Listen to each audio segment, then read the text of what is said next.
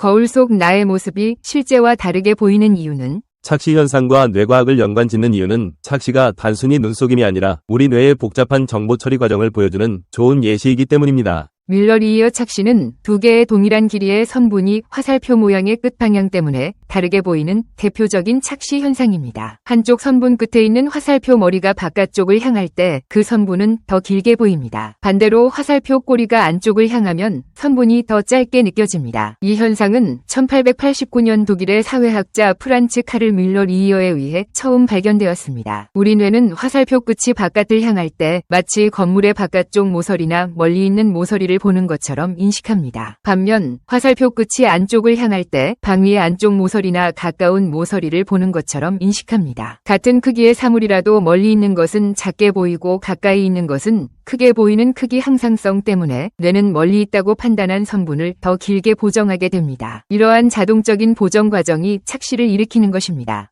폰도 착시는 원근법에 대한 뇌의 자동적인 해석 때문에 발생하는 착시 현상입니다. 이탈리아 심리학자 마리오 폰조가 1913년에 제시한 이 착시는 기찻길처럼 멀리 갈수록 한 점으로 모이는 두 개의 평행선 사이에 길이가 같은 두 개의 수평선을 놓았을 때 발생합니다. 우리 눈에는 위쪽에 있는 선이 아래쪽 선보다 훨씬 길어 보입니다. 이는 우리 뇌가 배경에 있는 모이는 선들을 실제로는 평행하지만 원근법에 따라 멀리 떨어져 있는 것으로 인식하기 때문입니다. 따라서 뇌는 더 멀리 있다고 판단한 위쪽의 선을 크기 항상성 원리에 따라 더 크게 지각합니다. 즉 2차원 그림을 3차원으로 해석하려는 뇌의 습관이 이 착시를 일으키는 것입니다. 아달베르트 아이스너 착시는 주변의 밝기나 색상에 따라 같은 색의 밝기가 다르게 보이는 현상을 말합니다. 이 착시 현상은 독일의 심리학자 아달베르트 아이스너가 발견했습니다. 가장 대표적인 예시로는 밝은 회색 사각형 주변에 어두운 배경을 두었을 때 사각형이 더 밝게 보이는 현상입니다. 반대로 어두운 회색 사각형 주변에 밝은 배경을 두면 사각형은 더 어둡게 보입니다. 이는 우리 눈의 망막이 주변 환경과 대비를 이루어 색상이나 밝기를 지각하기 때문입니다. 우리 뇌는 들어온 시각 정보를 그대로 받아들이기보다는 주변 색상과의 상대적인 관계를 고려하여 보정하는 경향이 있습니다. 특히 시각 정보가 처리되는 과정에서 신경세포들이 주변의 빛 정보를 억제하거나 강조하면서 나타나는 현상입니다. 체커판 착시는 그림자의 영향으로 같은 색깔의 칸이 다르게 보이는 착시입니다. 미국 MIT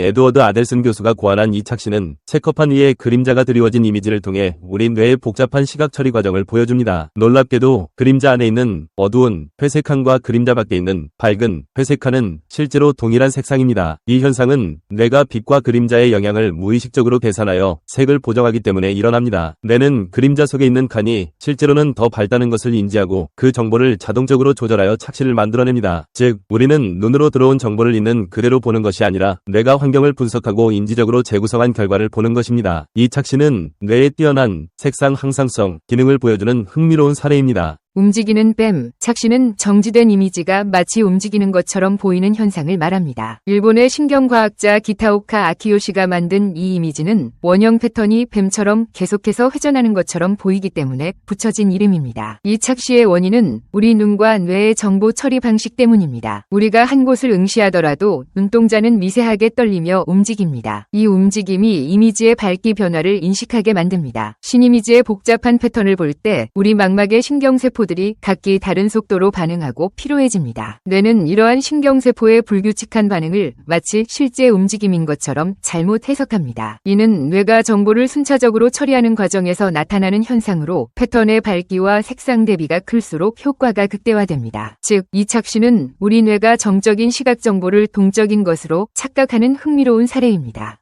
회전하는 원반 착시는 정지된 나선형 패턴이 마치 회전하는 것처럼 보이는 착시입니다. 이탈리아의 심리학자 주세페 피나가 발견한 이 착시는 멈춰있는 이미지임에도 불구하고 시각적으로 동적인 움직임을 유발합니다. 이 착시는 우리 뇌의 움직임 감지 시스템과 관련이 있습니다. 나선형 패턴의 복잡한 대비와 방향성이 시신경세포에 불규칙한 신호를 보냅니다. 눈은 이 패턴을 따라 미세하게 움직이는데 이 과정에서 망막의 특정 신경세포가 다른 세포보다 더 활발하게 자극받거나 피로해집니다. 뇌는 이러한 불규칙한 신호를 안정적으로 처리하지 못하고 마치 실제 물체가 움직이는 것처럼 잘못 해석합니다. 특히 복잡한 패턴과 강한 대비가 있을 때 뇌의 움직임 감지 시스템이 혼란을 겪으며 착시 현상이 극대화됩니다. 거울 속 나의 모습이 실제와 다르게 보이는 이유는 좌우 반전 때문입니다. 이는 착시 현상이라기보다는 거울의 물리적 특성 때문에 생기는 현상입니다. 우리는 거울을 통해 나 자신을 매일 보지만 타인이 보는 나의 모습은 거울 속 모습과 다릅니다. 거울은 왜 좌우만 반전시킬까? 많은 사람이 거울이 좌우만 반전시키고 위아래는 반전시키지 않는다고 생각합니다. 하지만 이는 착각입니다. 거울은 좌우를 반전시키는 것이 아니라 앞뒤를 반전시킵니다. 거울에 비친 나는 거울을 기준으로 앞쪽을 향하고 있고 실제 나는 뒤쪽을 향하고 있습니다. 예를 들어 내가 오른손을 들어 거울에 비친 나를 만지려고 하면 거울 속의 나는 왼손을 들어 나를 만지려고 합니다. 이는 거울이 나를 기준으로 나와 거울 속의 나 사이의 공간을 반전시켰기 때문입니다. 즉, 거울은 내 몸의 모든 부분을 반사시키는 것이며 좌우라는 개념은 우리가 인지적으로 부여하는 것입니다. 우리가 거울을 통해 보는 우리의 모습은 좌우가 바뀐 모습입니다. 반면 타인들은 우리의 원래 모습을 봅니다. 사람의 얼굴은 완벽한 대칭이 아니므로 거울에 비친 좌우가 반전된 내 모습과 타인이 보는 좌우가 반전되지 않은 내 모습은 미묘하게 다릅니다. 이 때문에 우리는 거울을 보며 익숙해진 나의 모습에 편안함을 느끼지만 사진이나 영상에 찍힌 나의 모습을 보면 어색함을 느낄 수 있습니다. 우리가 보는 거울 속의 나는 익숙함의 착각에 불과하며 타인이 보는 내가 객관적인 나에 더 가깝다고 할 수 있습니다. 이처럼 거울 속 모습은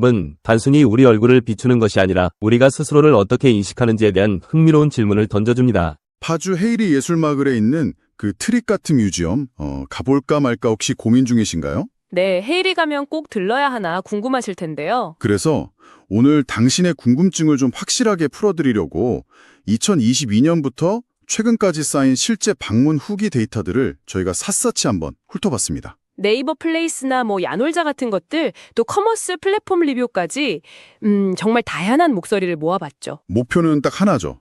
이 데이터 속에서 정말 당신에게 필요한 정보, 그러니까 여길 가면 어떤 경험을 할 수 있고 또 뭘 기대하고 뭘 조심해야 할지 그 핵심만 딱 뽑아 알려드리는 겁니다. 맞아요. 사진 찍기 좋다는 건 워낙 유명하니까요. 근데 과연 그게 전부일지 아니면 그 이면에 다른 이야기가 있을지 한번 제대로 파헤쳐보죠. 좋습니다. 그럼 전체적인 분위기부터 좀 볼까요? 대체로 재미있다, 사진 잘 나온다 이런 긍정평가가 많고 특히 아이랑 가기 좋다는 의견이 눈에 띄네요. 네, 티워드 분석을 봐도 역시 사진이 압도적이고요. 그 다음이 좋다, 아이, 재미 이런 순서예요. 예상대로네요. 근데 여기서 좀 주목할 부분이 있어요. 이게 플랫폼마다 평점이 좀 차이가 나요. 네이버나 야놀자는 한 3점 후반대, 3.8, 3.9점 정도인데 네. 마이리얼 트립이나 와그 같은 주로 이제 액티비티 판매하는 곳에서는 거의 5점 만점이 나오기도 하거든요. 오, 차이가 꽤 크네요. 그쵸. 이게 그냥 숫자가 다르다가 아니라 뭐랄까 당신이 어떤 경로로 예약하고 방문하느냐에 따라 경험 만족도가 달라질 수 있다는 걸 보여주는 거죠. 예를 들면 콜라 박물관이랑 같이 묶어서 파는 상품으로 가면 좀 더 만족할 수도 있다는 거예요. 단독으로 갈 때보다요. 아, 그럴 수 있겠군요. 어떤 상품을 구매했느냐에 따라서.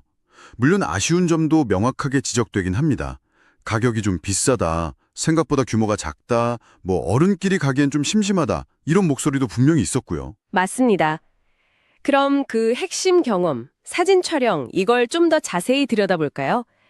그 착시 미술 이용해서 관람객이 직접 그림의 주인공이 되는 그런 컨셉이잖아요. 네네. 이게 제일 큰 매력이자 사실상 거의 전부라고 봐도 무방할 정도죠.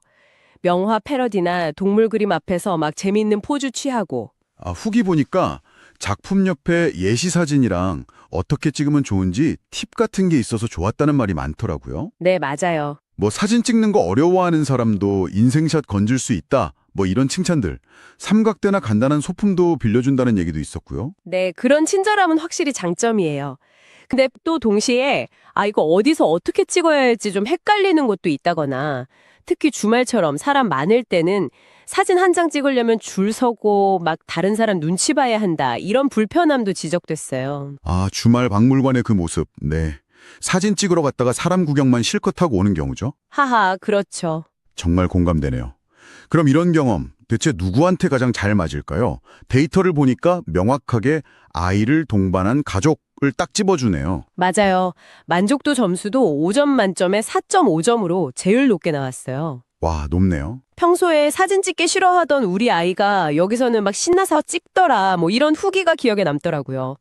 그리고 날씨 상관없는 실내 활동이라는 점도 부모님들한테는 큰 장점이고요. 맞아요. 그게 크죠. 네, 아이들한테는 확실히 좋은 점수를 받는데 어른들 평가는 좀 갈려요. 연인끼리는 뭐 색다른 데이트가 될 수도 있다. 35점. 근데 좀 유치하다거나 생각보다 너무 빨리 끝나서 허무했다. 이런 반응도 같이 있어요. 호불호가 있군요. 그렇죠.